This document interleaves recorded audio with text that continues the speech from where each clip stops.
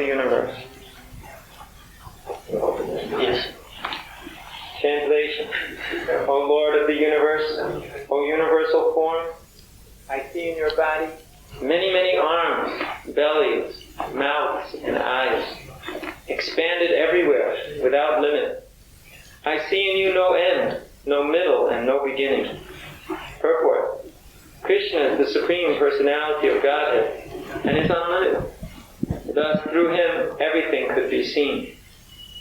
We'll do them. Text 17 also. Kiritinam gadinam chakrinam cha tejo rashim sarvato diti mantram pushyami tvam durni riksham samantad dipdana larka jutim aprameyam.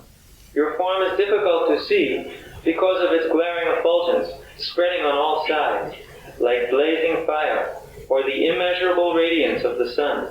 Yet I see this glowing form everywhere, adorned with various crowns, clubs, and discs. So here we have a description of the universal form of the Supreme Personality of Godhead. This form is rarely seen. Actually, it can only be shown when Krishna himself desires to show it. When Krishna wants to show this form, then this form can be seen. Otherwise, you cannot see this form. It is not possible. By normal eyes, it is not that if you just look, you'll see universal form. The universal form is only seen when Krishna assembles it before somebody. And Krishna must give the eyes so that you can see the universal form. Just like Krishna told Arjuna, I am giving you the eyes, transcendental eyes, by which you can see this form of mine, which has never been seen before. When Krishna assembles this form, assembles means he brings the material energies together and assembles them in a display for the sake of somebody. So, Krishna assembled this universal form and showed it to Arjuna. And upon showing it to Arjuna, Arjuna was amazed. Because, first of all, he'd never seen such a form like this before. And it was fantastic in all respects.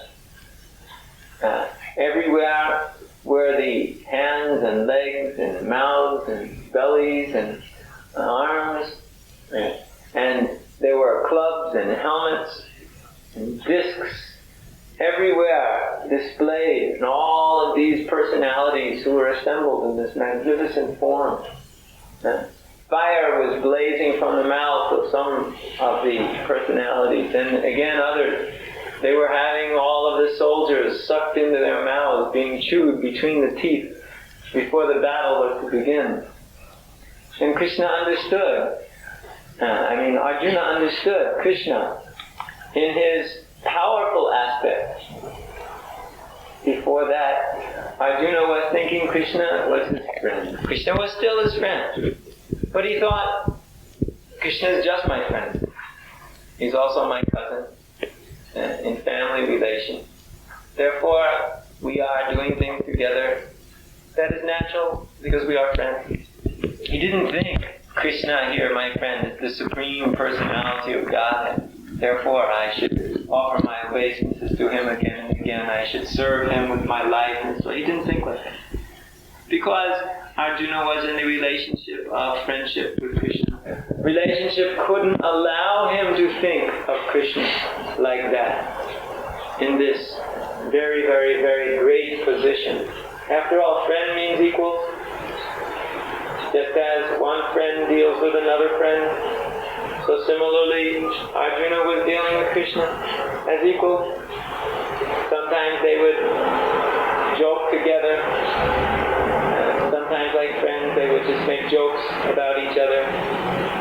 Or sometimes one of them would glorify himself very much, And the other friend would go, oh yes, oh yes. Just like friends do. So, we find that Krishna and Arjuna, Krishna never allowed Arjuna to think like this. Oh, Krishna is very great, I am very small, therefore I should serve him with... He didn't think like that. Krishna didn't allow him to think like that. Because as soon as Arjuna would start thinking like that, then immediately the whole relationship would be ruined. And Krishna didn't want the relationship to be ruined like that. He wanted Arjuna to be just dealing with him in a friendly way. He liked that, because that's much better than having somebody approach you in love and devotion, as awe and reverence like this. This is maybe okay, I don't know. But after a while, you want to just have some friends and have a good time. This same feeling that we have because Krishna has. He likes, just like, there's a famous story that Prabhupada tells of one very great lord in England. And he was actually a very powerful man. But everybody always called him Your Excellency, because he was so great. But actually one day someone came to see him, and his grandchild was there, playing horsey on him. You know this? The child climbs on the back and says, "Giddy up," like a horsey. And so he was crawling around the room like a horsey with this small child on the back. So when this person came to see this Lord, and he saw he was on the floor like this, he was amazed. And the Prabhupada always was quoting this to describe how actually, although somebody may be very, very great, still he enjoys being put in a subordinate position for loving exchanges. To this child, he's nobody great. He's grandpa. Therefore, he should ride on him as a horse. And the grandfather doesn't think he's somebody great. He thinks, yes, this is grandson. He wants me to ride like this. All right, let's go. And they're both having a good time. So, Krishna and Arjuna are similarly related. Not as grandfather and grandson, but as friends. And sometimes they would do things together which you would never think of doing with God. If you thought of him as God, you would make jokes with God. Sometimes they would lie down together on the bed and, just make jokes and push each other over and do funny things like friends do. And Arjuna said, sometimes I have called you all kinds of names, and we have made all kinds of jokes together, and now I realize that you're the Supreme Godhead, and I'm just feeling terrible. How can I possibly do like this? How could I have done like this? But Krishna said, that's all right. Now you've seen, that's all right. But then Arjuna requested Krishna to again assume his two-handed form and appear before him just like his friend. And Krishna did that too. And Arjuna, he didn't forget this time. Just before the battle was to start, and just as the battle was going on, Arjuna remembered this from Bhagavad Gita. How Krishna is actually the Supreme Lord of Lords, the Supreme One, who had displayed all of this very great mystic opulence, who had bewildered all persons since time immemorial. For nobody can understand the actual greatness of the Supreme by material estimation. You can't estimate how great is Krishna. We can't figure it out by assessment or experiment. Yeah. You cannot figure it out, oh well, maybe God's this much greater than me. Or maybe He's that much greater than me. After all, the only power or potency we know is that which we can experience. So we maybe can see some big machine, or some big elephant, or some powerful man, or some beautiful person, or some extremely learned person, somebody very expert. And we set our standards by how great these persons are. But Krishna is so much infinitely greater than any of them, there's no question of understanding Him from such standards. There's no question.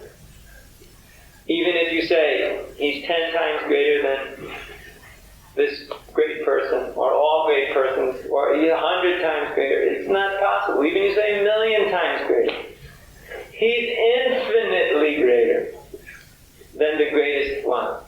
Therefore He's called Bhagawan. It means one who's full of all 6 opulences. One who has all 6 opulences in full. That personality who is complete in himself with all potency, all knowledge, all strength, all beauty, all fame, all wealth, and all renunciation. 6 opulences in full. Krishna has to the fullest degree. And we may possess to a very small degree some of these qualities. Infinitesimal degrees. So small we can't even measure it.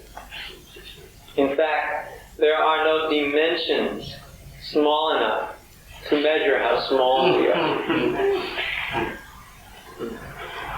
Even you take as one unit of measurement the whole universe, still it's atomic in size compared to the Supreme Lord Krishna. After all, from the breathing of Mahavishnu, just from the pores of his skin. Now look how small the pores of your skin are.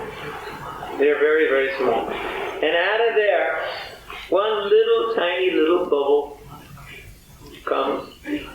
Just come out of that little hole, just a little bubble. That's the universe. And that's how small that is compared to Mahavishnu. And Mahavishnu is just a part of Krishna. Now, how big is this universe? And how big is Earth planet? Compared to this universe, Earth planet is not even as big as an atom.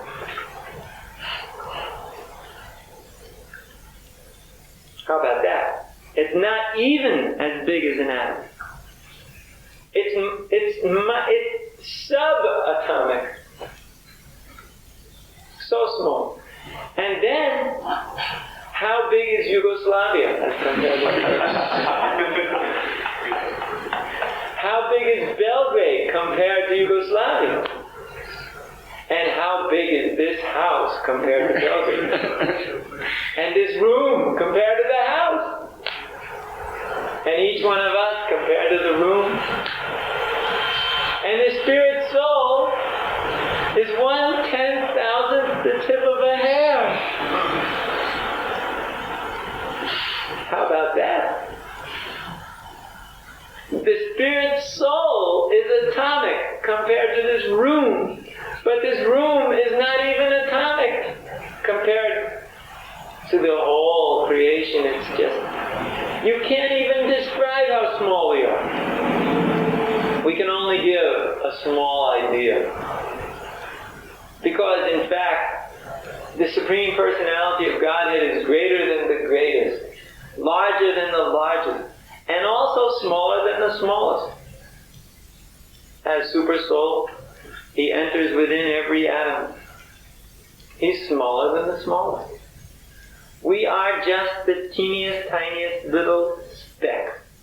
And yet, although we're so small, we think we're so great. We're very puffed up. We think of ourselves as just one.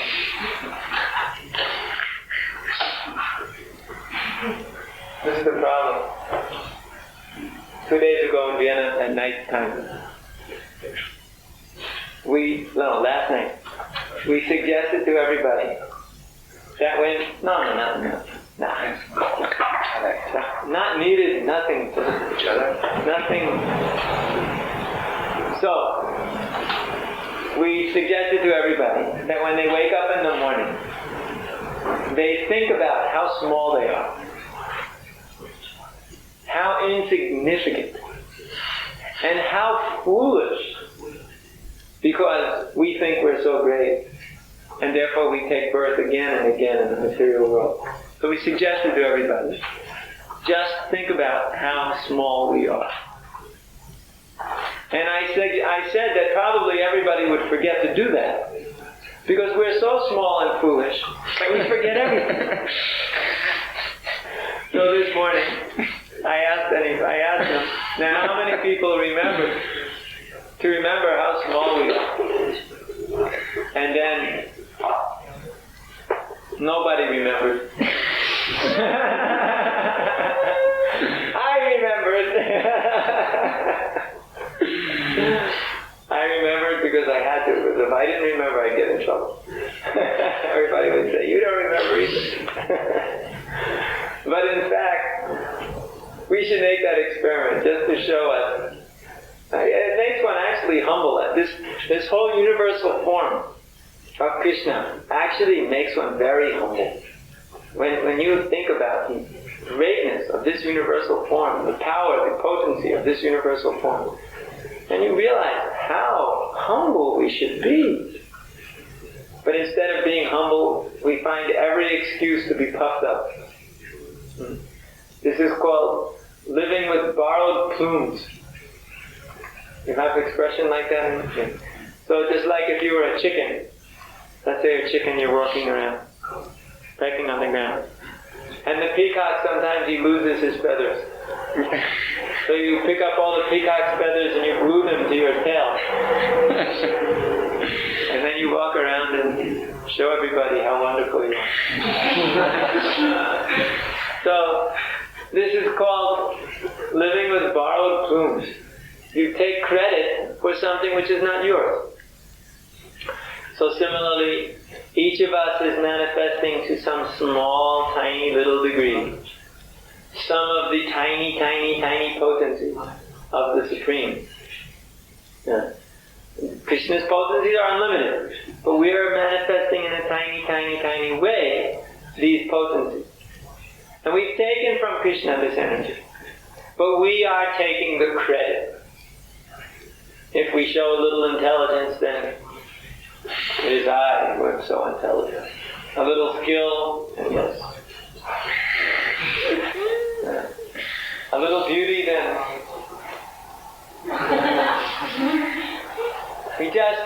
we're living on borrowed credits. It's like a person who goes to the bank and takes out money and then lives big, but has no plan for paying it back. So we are taking from the Supreme, but we must understand that whatever we take from Krishna should be offered back to him in return. Okay, Krishna says in Bhagavad Gita, whatever you do, all that you eat, all that you offer and give away, all austerities you perform, should be done as an offering unto me. We should learn the art of offering to Krishna everything. And sometimes when seeing this incredible manifestation of the universal form of the Supreme, that one realizes that actually I should offer everything to the lotus feet of the Supreme Personality of God. And when one realizes like that, then one is actually quite able to surrender. When he sees how great Krishna is, how small I am, this helps him to surrender. And that is what the universal form is all about. Helping us to surrender. And just like with Arjuna, even though he was already fully 100% surrendered to Krishna, he became even more surrendered than ever before, because he saw directly how powerful is Krishna. Sometimes, familiarity breeds contempt. When you are very close to somebody, or you are familiar with somebody, then one thinks, he's not so great. But then sometimes something happens, and you can understand the difference between yourself and that other person. And then you also realize the greatness, like during a time of crisis or stress. So, similarly, those who are directly associating with Krishna, they don't understand him in the same way. But because of the relationship of love, Krishna likes that. The friends of Krishna don't think of him as some big man. They think of him as their friend, and sometimes they steal his lunch. And how are you going to steal the lunch of God? Now, first of all, what does God need with lunch anyway? God doesn't require lunch. Yet, Krishna takes lunch with his friends. Spiritual body doesn't need to eat. And in fact, one of the nice things about the spiritual body, Prabhupada once said this to us in Bombay, he said, and if you want to eat rasgullas, you all know what rasgullas are, right? You have rasgullas? Yeah. More regularly. Not here. Sometimes. Sometimes? Rasgullas? No. Huh? Anyway, so sometimes you want to eat rasgullas. So, but here you can only eat 4 or 5 or 8. If somebody's really expert, how many rasgullas you can eat? Probably a lot. What, 20? Starting to get heavy, isn't it? 20, you're filling up. Stuffing more. But then it gets painful. They don't go down anymore. But in the spiritual sky, you can eat 20 million rasgullas. That's the difference. Prabhupada was attracting us like that. He said, you can eat any amount of rasgullas you want. And you'll never get tired. It is not that in the spiritual sky. There's no eating. But the eating is not to maintain the body. Everything there is for the enjoyment of the Supreme. So the friends sit together and they eat rasgullas. Or they eat whatever their so-called parents have packed in the box. And sometimes they steal Krishna's lunch too. And they throw it to each other. Keep away, it's called. Yeah. To make sure that Krishna doesn't get his lunch, they throw from one to the other to the other. And then when they want to give Krishna his lunch back, they say, all right, now we have a surprise for you, so open your mouth and close your eyes, and we'll give you something very good to eat. So then when Krishna does like that, they put a flower in his tongue. Yeah. So in this way, friends are playing. Sometimes they jump over each other playing leapfrog. Sometimes they're dancing in the forest and singing and playing on musical instruments. You can't imagine that you can relate with the Supreme Lord like this. It's not possible. But it becomes possible when one realizes the Supreme is unlimited. And he also unlimitedly manifests his mercy in relationship to his devotees. And you can relate with Krishna in loving exchange. When one has developed purification of the heart, when one has become fully purified, then one can know Krishna as he is. And then when one becomes engaged fully in Krishna's loving service, from that purified state, then he can become perfected in love of God. perfection and love of Godhead is not an easy state to attain, but once attained, one never lets it go.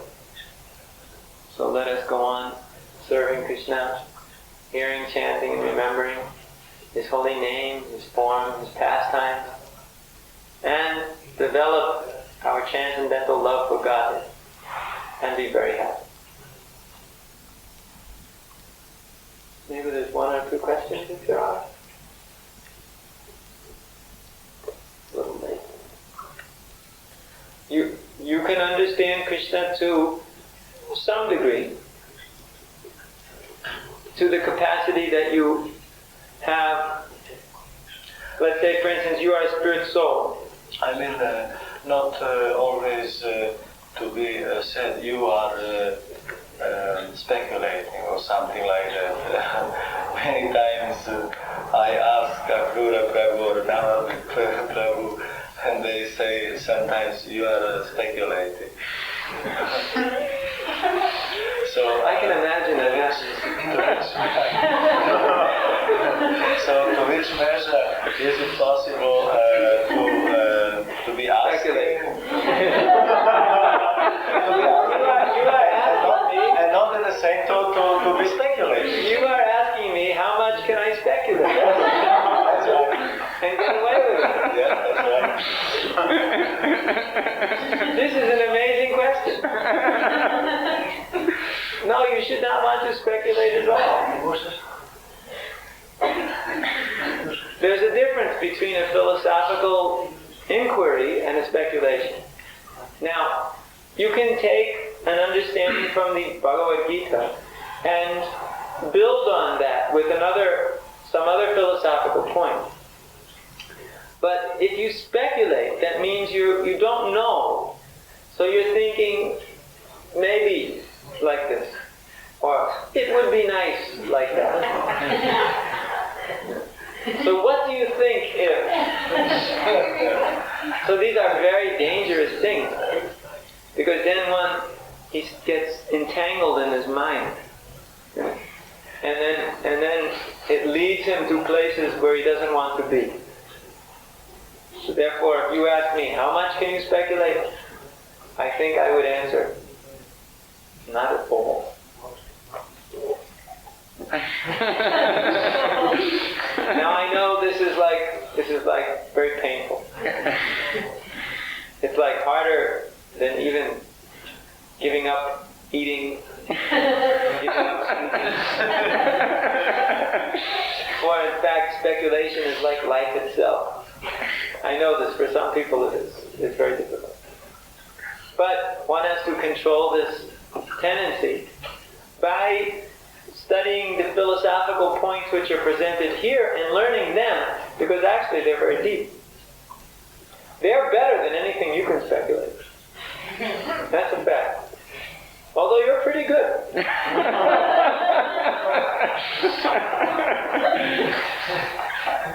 But still, Krishna's points are deeper.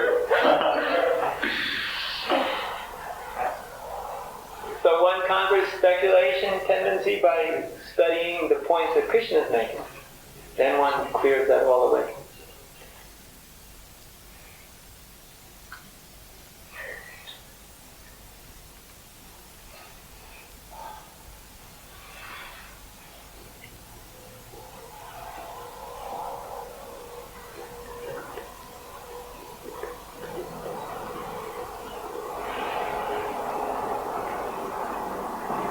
Some people like to eat, some people like to sleep, some people like to speculate.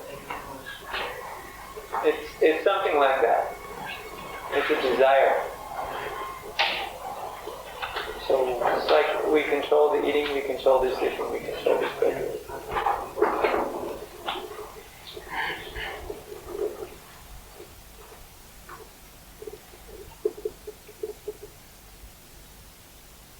All right. Harikesa. Divine Grace, Harikesa Swami, Vishnu Pada Ki.